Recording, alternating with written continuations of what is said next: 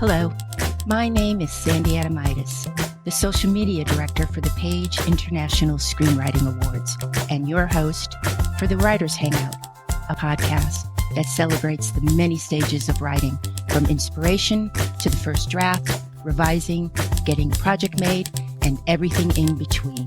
We'll talk to the best and the brightest in the entertainment industry and create a space where you can hang out, learn from the pros, and have fun.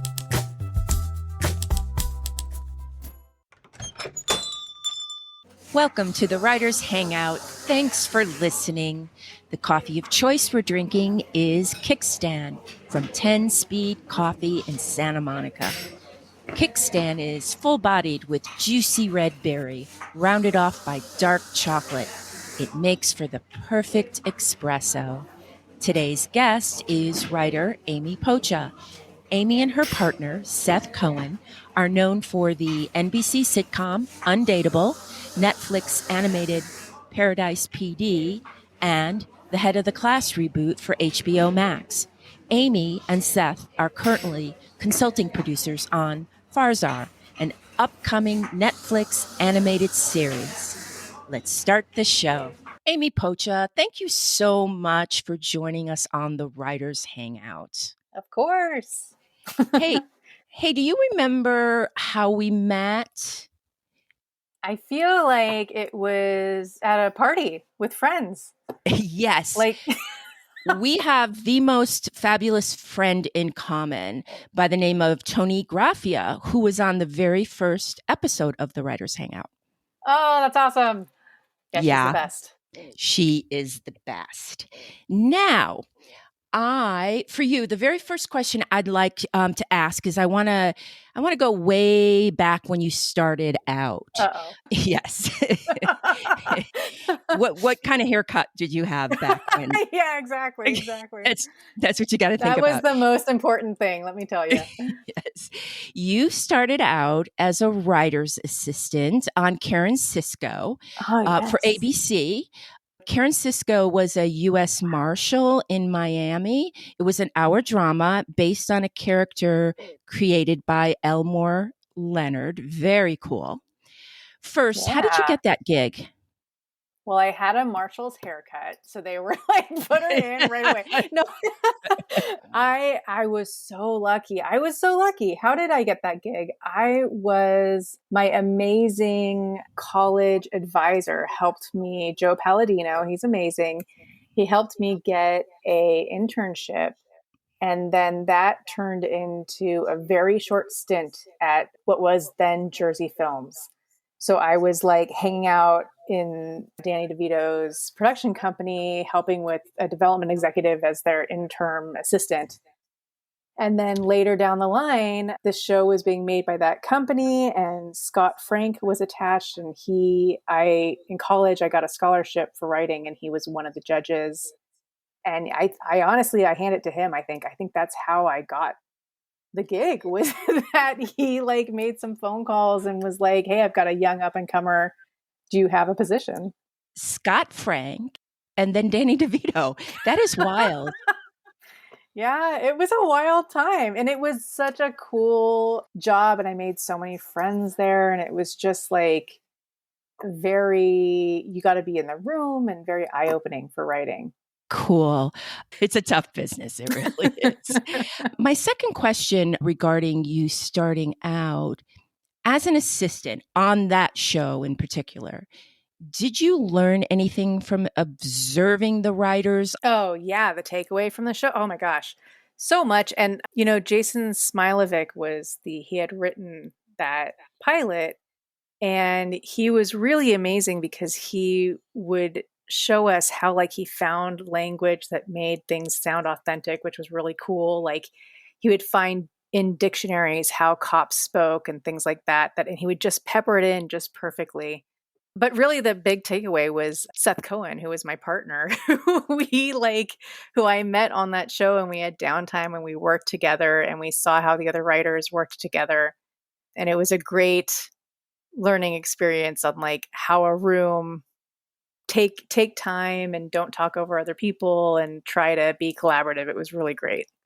One of my favorite things about a room And I'm not saying this happens every time because, people are, as you just said, talking.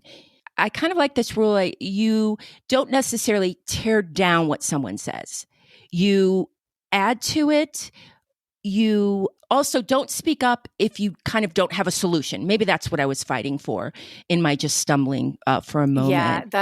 that's the biggest lesson is everybody will see problems or holes or have an idea about the way a story should go, but like you don't need to bring it up unless you have an answer, or you don't need to shoot something down unless you're like, but we could do this in its place, because Right. everybody's working hard. I think it's hard to remember that you're in a room and you're in your head and we're paid to be creative and fun and have jokes and have laughs, but we're also paid to work together and everybody is trying their best. So as much as it would hurt you to have somebody crap all over your stuff, like it hurts those people.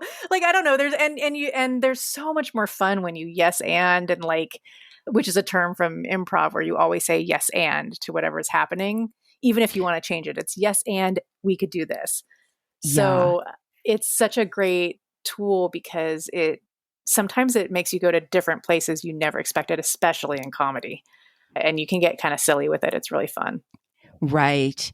We all want to get our dream job. We all want to, graduate college and walk in the door and have our private office. Should someone who aspires to write on television, should they take an entry level job or hold out for that staffing position? It's a complicated question. It really It is. is. I mean, I don't think there's a right answer. I am Mm, always pro take a job when you can. I think that Seth and I both come from that cloth where we're like, we'll do anything. We'll wash people's cars. It doesn't matter. And I do think that entry level jobs give you experiences that you wouldn't have that might help. Because even when my first writing gig, I still didn't know. I was still learning really hard lessons. And I think that I probably would have been a much better staff writer had I been in a room as an assistant some more than I had been.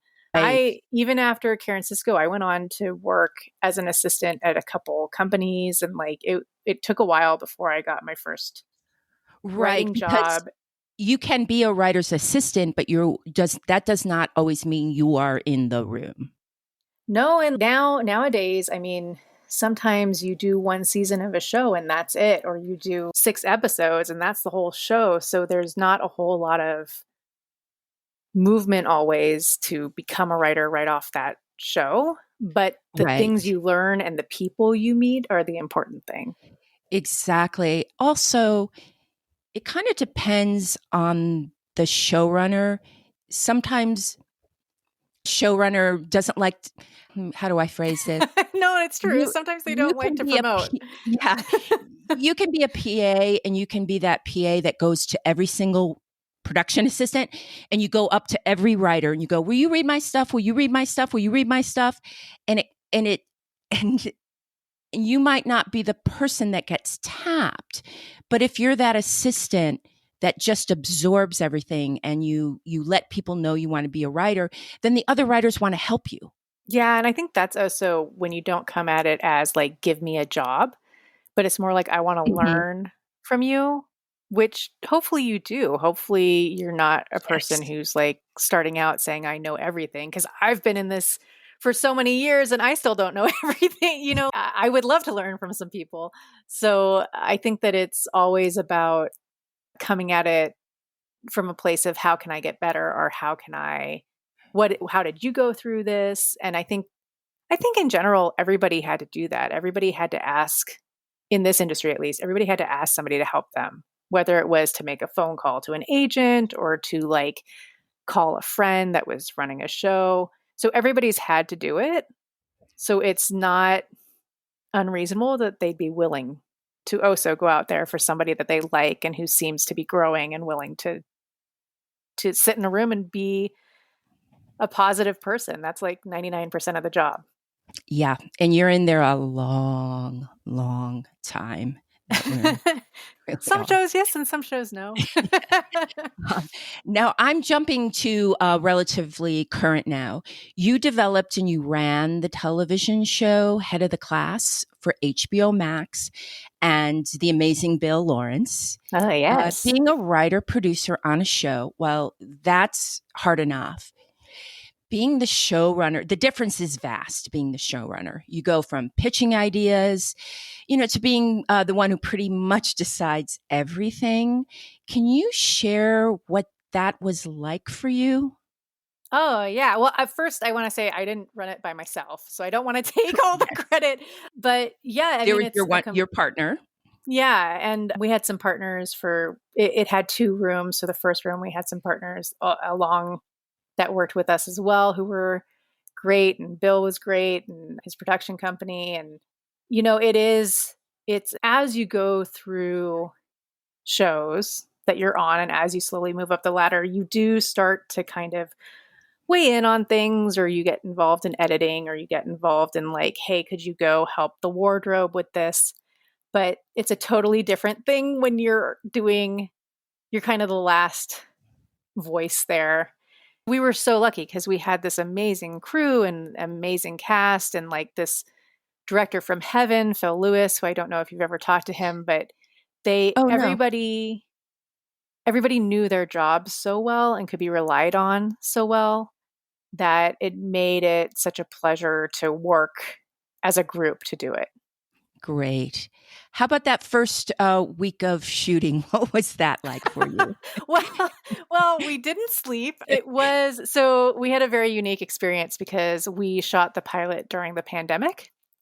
Oh, Yes, tell me. we might have, I don't know for sure, we might have been the first show back at Warner Brothers, but Warner Brothers was amazing, and we had a whole COVID team that kept everybody safe, and there were a lot of rules, and I think our cast couldn't even they never saw each other without face covering until they were shooting. So I don't know Wow. how they did it. They're like magical unicorns who were able to like come on and act and see each other's facial expressions for the first time.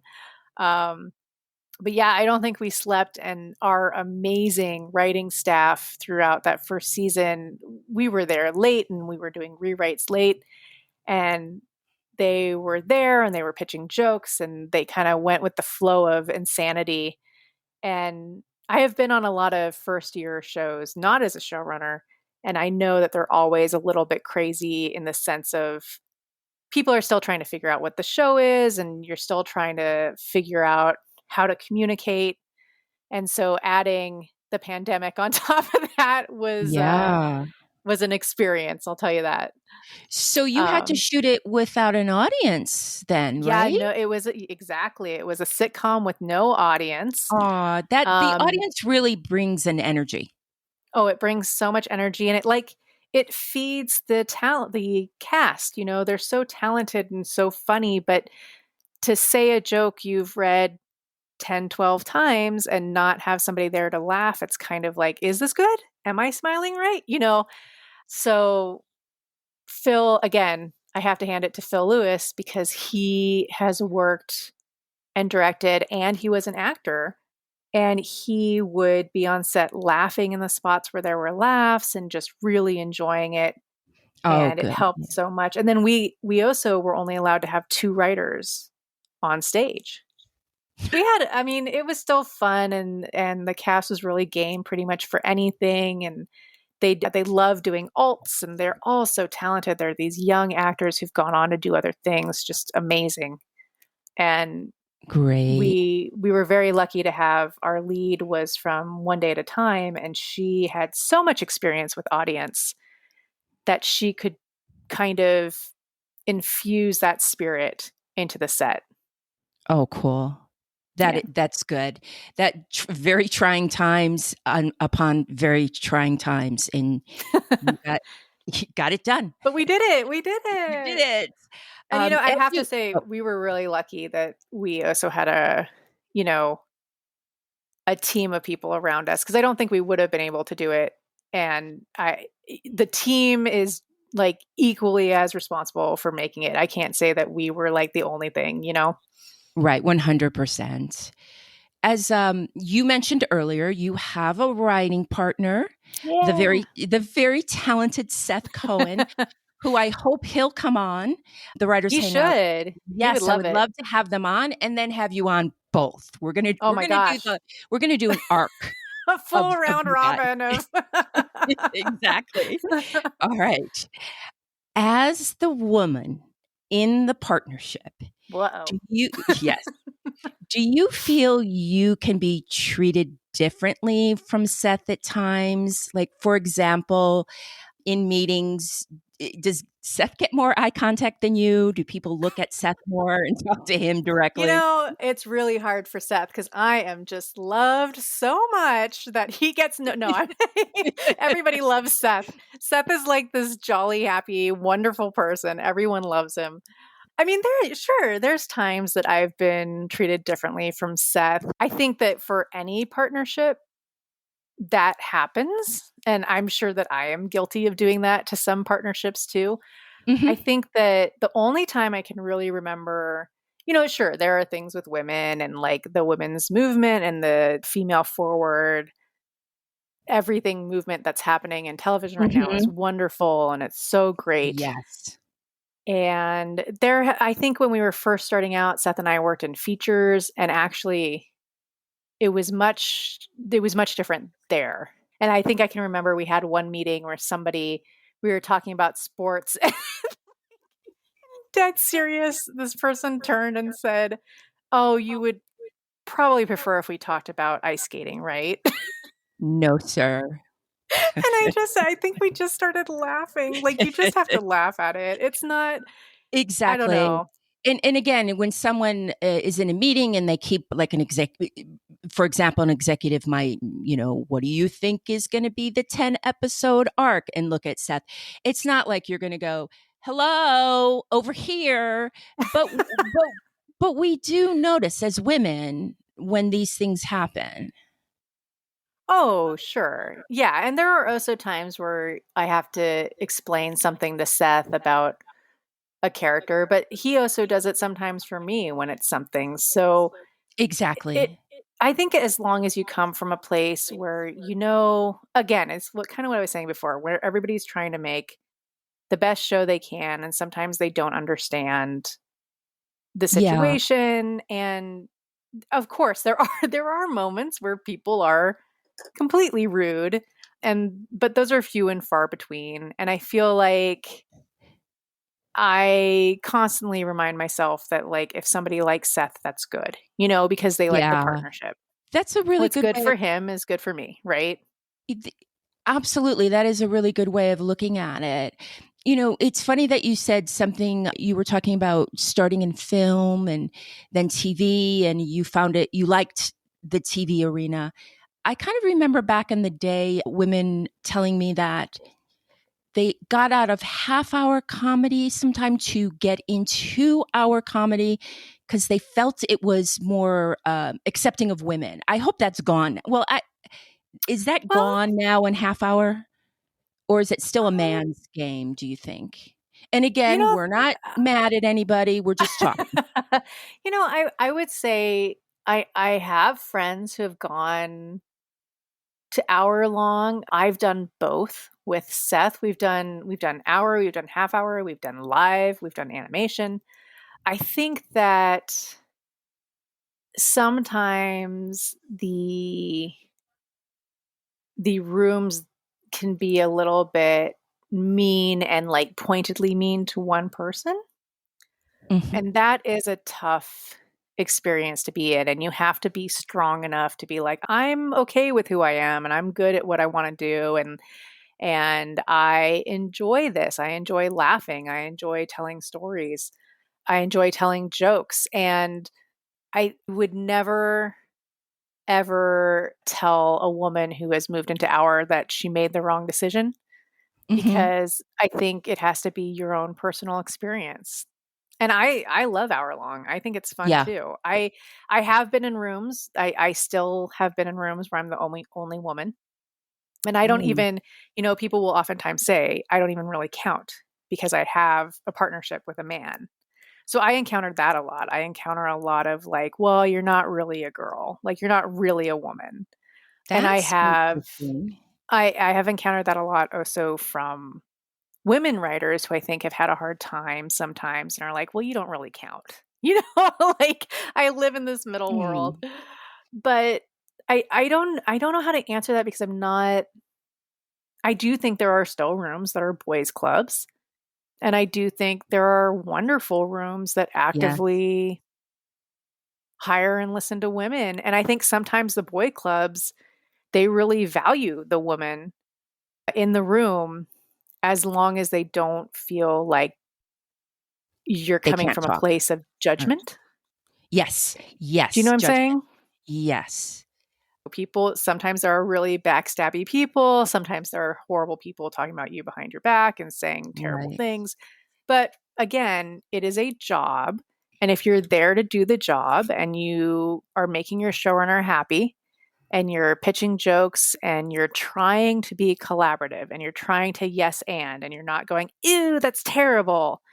And when somebody pitches something that maybe offend, I don't get I don't get offended very easily, but if somebody pitches something that offends you, maybe if it's more from a place of you laughing and being like, "Oh my god, I can't believe you just said that," as opposed right, to like, "Oh my god, you're a horrible person." Like I think the environment we're in now, it's kind of scary because we're paid to tell jokes. They're not always going to be A+ jokes. And I think you don't want to live in fear that somebody's going to report you. Now, right. that being said, there are blatant times where that's not an okay thing. Mhm. You just have to feel it out. You have to feel it out, and we can't give the example because it's not appropriate. No, and I wouldn't want to. I don't want to encourage that. We don't want And to I encourage. will say it is very less likely that that's happening and much less so now. Like Yes. I would say when I was first starting out, it was much more cutthroat. Then I think rooms have become a lot more collaborative. You know, one of the ways that happens, it's not even verbal. It's you're pitching something or working on your story, and three writers just kind of get up, and it's time to go into the kitchen for a snack. It's subtle sometimes, Absolutely. um, but yeah, Well, I'm and glad. I am glad to hear though that things are better. And I think it was Tina Fey who said, I really appreciated this in her book. Focus on you and the people above you yeah. that you need to report to. You don't have to always worry that they handed in a script 20 pages over. Don't worry about it. Make sure your script comes in Oh, with the right page absolutely. count. Yeah.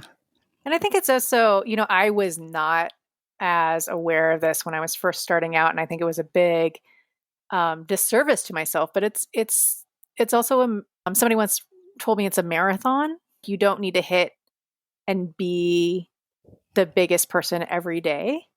And I think that's really true. And just staying out of your own head is like the biggest part. Best. I think all writers are insecure to a certain extent. And I Yes. think that don't let that eat you alive. I have to remind Yeah. myself of that. You can be at a table with 10 huge personality, very smart, witty people. That's exhausting. Sure. Yeah. Also, Fun, I but mean, can be exhausting. especially in comedy, everybody has their own voice. So you may not come up with the jokes that the person next to you who's like a brilliant joke master is going to come up with, but you're going to have the one that's your voice that fits a character or fits a storyline. It's not always about comparing yourself to the person next to you. And if Right. anything, you should be like totally cheering on that person who's killing it with their jokes. Speaking of joke masters, Michael Palin from Monty Python said that John Cleese got his way because he would argue the longest, stay up, stay up all night if he needed. How do you and Seth deal with, together, not in a room, with your creative differences in your writing partnership?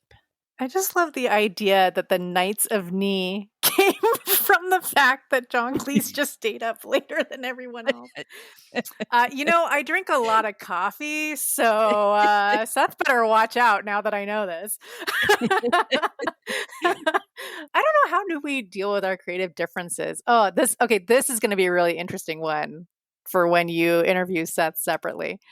I don't know. I think that a lot of times we talk out a story a lot, and then we aren't super precious because a partnership is kind of like having a little writer's room. So oftentimes, if somebody doesn't like the joke, it's like, okay, unless you really, really, really love that joke, I don't think that either of us ever fight that much about it, because we'll just be, okay, if you didn't like it, we'll take it out. Or you plead your case and say, can we please leave it in? And if they take it out, that's okay. But we normally will do that. And sometimes those turn out to be the best jokes. And like, I didn't see it or he didn't see it. And then we're like, oh man, we're so glad we left that in. That's a good But thing. yeah, I think not taking it precious is like a big, very important. Who's the better speller? Oh, Seth, 100%. But actually, neither of us, but definitely Seth. We both, I don't know if it's true or not, but we both feel like we've talked about this, that we have some form of dyslexia, because we will say wrong words, or we'll impose where an A or an E goes, and like we're the worst. Thank God for the amazing assistants, writers' assistants, who spell check and check everything before they go out, because they are amazing with typos and everything. They are the true heroes of They really are. Who writes on the board? Are one of you? Do you have like a whiteboard in your office? Yeah, it's been so long because we've been on these Zoom rooms for such a long time. But that's right. What do you guys do now? I'm totally changing subjects. When you're on Zoom, who's doing the board? What's going on? It's normally the writer's assistant. Yeah. We've done a couple rooms. So head of the class went back in person, and the show I'm currently on is back in person for a little while. And you get tested like all the time, and they make sure that everybody's safe. But a couple of the rooms, they all ran differently. Like some of them, the writer's assistants and the script coordinators were the ones running the board. And then the showrunner would say, make sure you got this, or can you bold this, or let's move this. And then we also, right at the beginning of the pandemic, we were working in a room, and a group of us stayed on for the end of that show. And we actually, I think there were only 4 of us, and we had the ability for all of us to write, which was fun and crazy at the same time. So we were able to change notes or scripts at the same time. Could you explain to the listeners what that means? You all had the ability to write. Sure. Yeah. So you're working on a script, right? So you're like episode 103, and the script would be on the screen, kind of like it would be if you were writing by yourself. You would see a script up there, but each person has a different color. So like I'd be blue and Seth would be green, and another person would be pink or red. And you could type into the script where you're looking on the screen at the same time. And everybody would see, person in red wrote this. Or person in blue wrote that. Or we would switch off, where you would let one person, we call it drive. You let one person drive, and then everybody would pitch to them and they'd type it in. But normally you would see the script, because that's how in comedy rooms, a lot of times, either the person whose script it is sent out to write it, and then you come back and the whole room works on it together to pitch new jokes, or to talk about, did this story point work? And you work on it together, and the script would be up on screen in the room.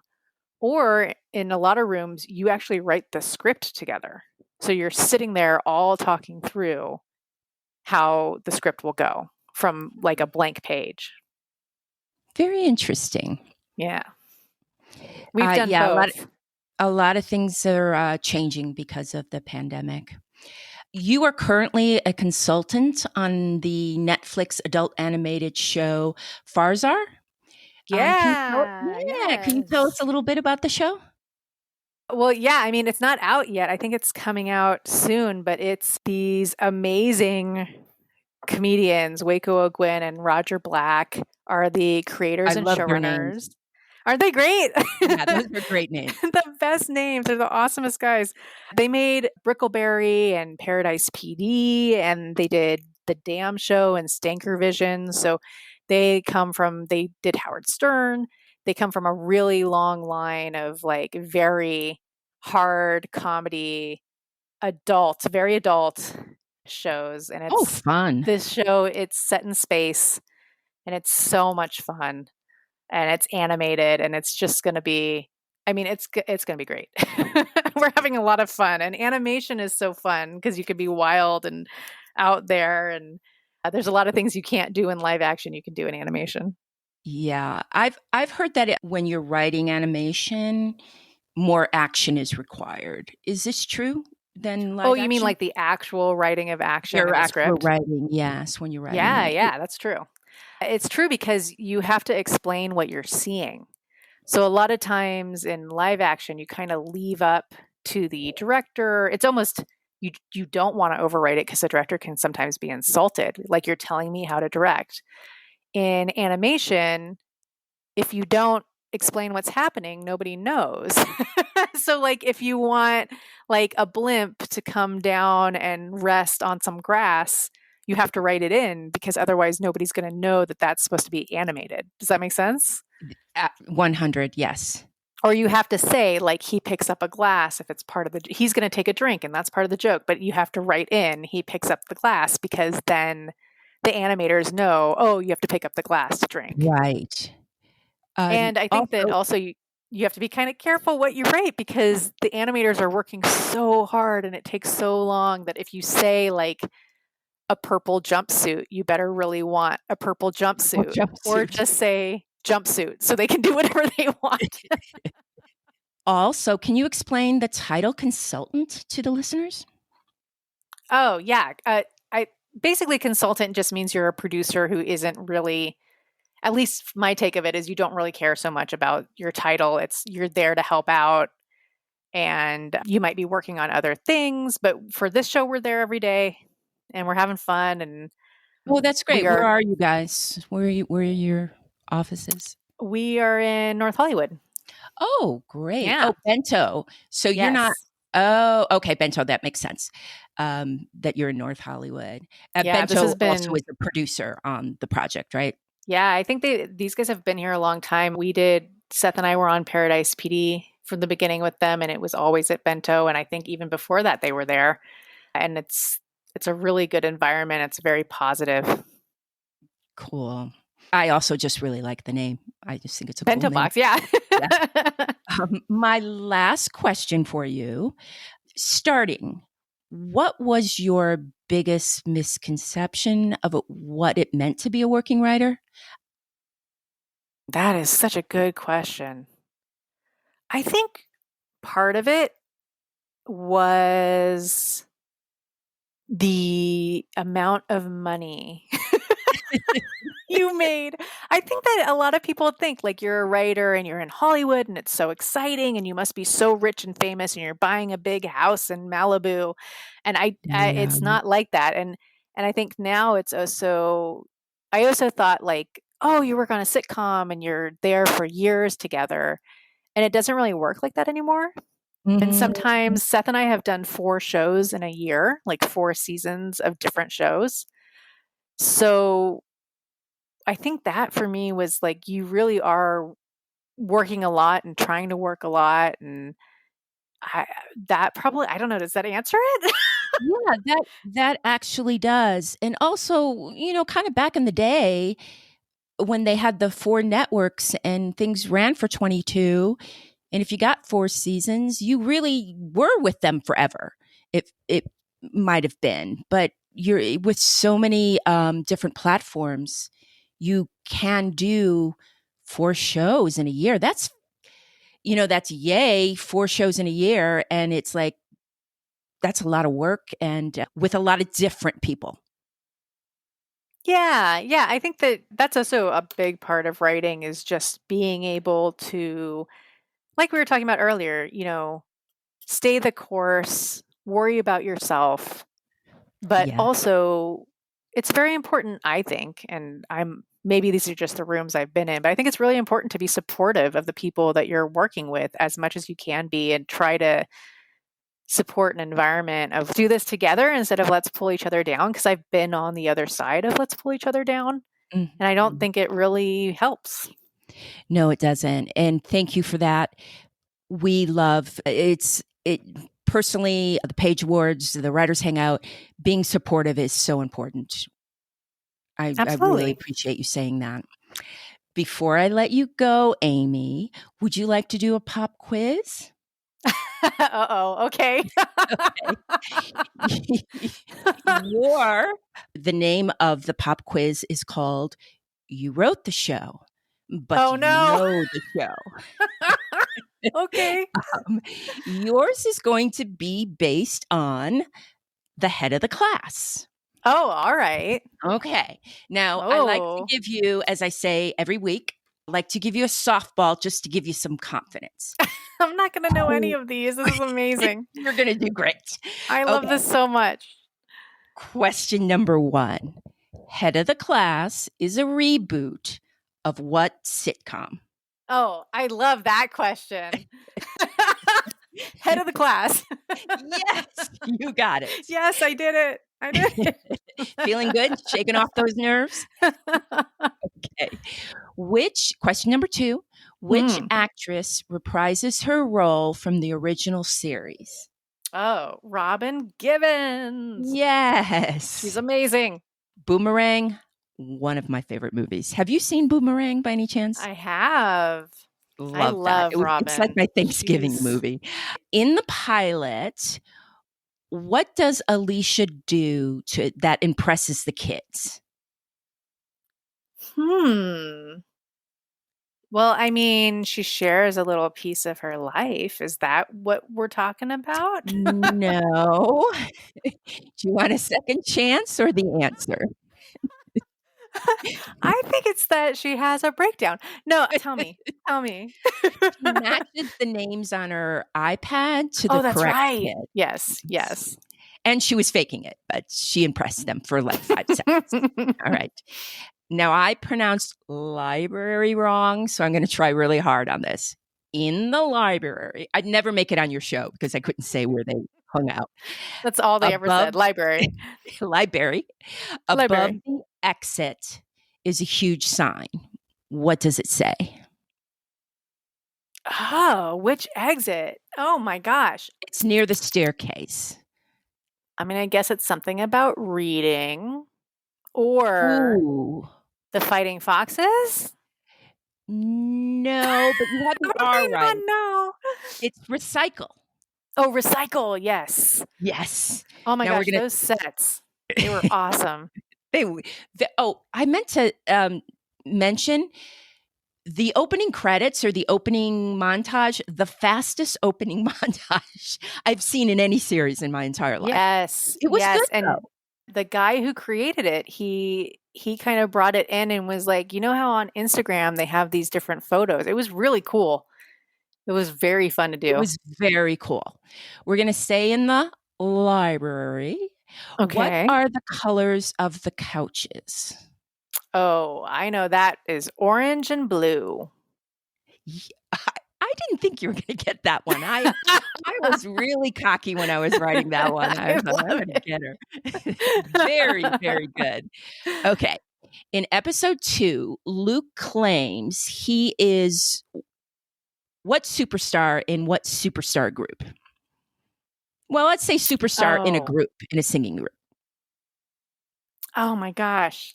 I know this and I don't know it. He is... Call my name. That was your hint. Go ahead, say it. What was it? Beyonce. And Destiny's Child. Beyonce. He said, I'm pretty sure that was a brilliant room joke. Yeah, I am the Beyonce of this Destiny's Child, people. I'm a survivor. I am available for casting. Okay. What is the nickname the rest of the school calls the debate class? Oh, the Nerd Zoo?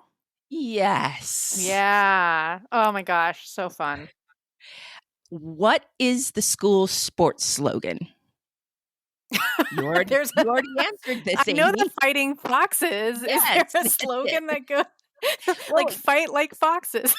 so I actually saw the sign and I was like, what is that called? Is that a slogan? So I just logo, fighting Yeah, logo. logo, Yeah. mascot. Yeah, but they're the Fighting Foxes. Yes. What, my last question, and you're doing great Uh-oh. Oh here. man. What does Alicia bring Miles when he doesn't want to go to the high Mm. school dance? I know it's ice cream. I know it's like Ben and Jerry's, Two Hot Men. I don't know the flavor. Is it Chunky Monkey? Is it? Yeah. You aced that, and I would have accepted ice cream. Yeah, it was beautiful, beautiful ice cream, which is what everyone should bring anyone when they are sad. Absolutely. And you aced it. 3 out of 9. I mean, you've got I only 3 mean, wrong out of 9. That was listen, pretty really good. good. Pretty good for Very a good. show about school, right? Ha ha Yes, and you have something to hold over Seth's head till he No, does Seth the will get pop all of quiz. them right. Seth is so good. He has the best memory. He'll get all of it. And by the way, props to the writing staff that you were picking jokes from episodes because that they were amazing. Really, really good. Really, it was fun. What a fun show, and I loved those kids. Oh my gosh, me too. I love They're all of them. adorable. They are my heart. They're the best. Amy, thank you again for joining us on the Writers Hangout. I really appreciated you taking the time and sharing everything that you shared with our audience. Oh, of course. I With hope I hope any of it's helpful. You are going to help so many writers, and I look forward to the next time I get to see you at a cool party at Tony's. I know it should be soon. It'll be great. Okay, bye bye. Thanks, Sandy. That's a wrap for the Writers Hangout. Thanks so much for listening. If you enjoyed the show, please subscribe, like, and thrive. Till we get to hang out again, keep writing. The world needs your stories. The Writers Hangout is sponsored by the Page International Screenwriting Awards. Executive producer, Kristin Overn. Producers, Terry Sampson and Sandy Adomaitis. Music by Ethan Stoller.